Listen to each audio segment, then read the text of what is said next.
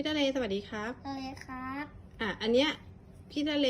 ตอบเป็นอะไรวันเนี้ย โรงพยาบาลค โร รั ง บ พยาบาลโอ้มีอะไรบ้างอันนี้คืออะไรครับเนี่ย ป้ายครับ เนี่ย รถพยาบาล แล้วอันนี้อะไรทำไมอยู่บนรถพยาบาล แล้วว่าคนเจ็บครับ คนเจ็บแล้วยังไงอ่ะ เอาคนไปนอน อ๋อมันคืออะไรเนาะ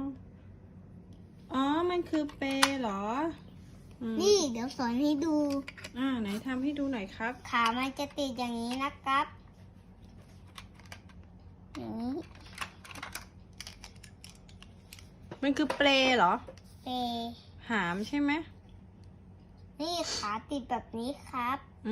เพื่อที่จะอะไรขาติดไว้เพื่อที่จะอะไร ที่จะเป็นป่วย ฮะ ที่จะ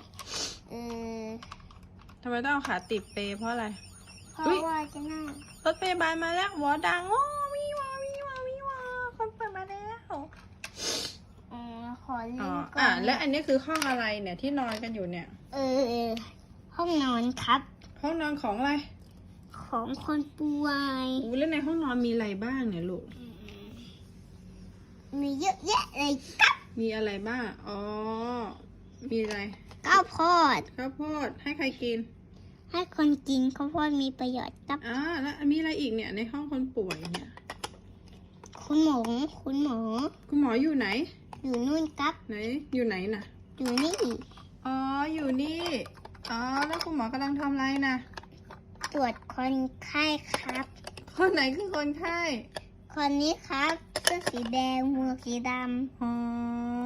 คนไข้แล้วในห้องหมอมีอะไรอีกเนี่ย ำคุณหมอบอกว่า กินน้ำเยอะหรือเปล่า แล้วไงต่อ ในห้องก็มี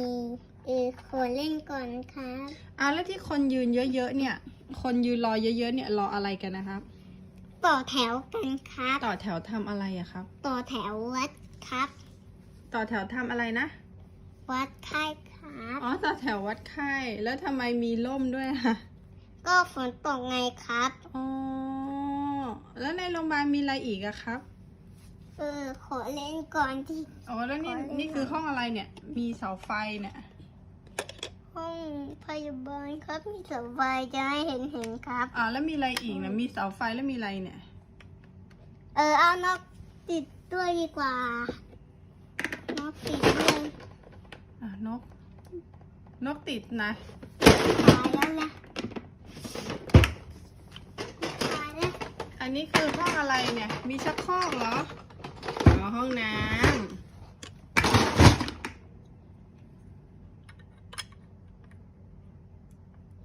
เลี้ยงนกครับ ครับเลี้ยงนกโอเคเลี้ยงนกอยู่ในห้องน้ำเหรอ นกอยู่ตรงนี้ครับ คือวันนี้เป็นโรงพยาบาล ใช่ครับ สีสันไม่เหมือนโรงพยาบาลเลย สีสันสดใสโอเคครับขอบคุณมากพี่ทะเลที่อธิบายให้ฟัง โอเคครับบ๊ายบายครับสวัสดีครับ ครับ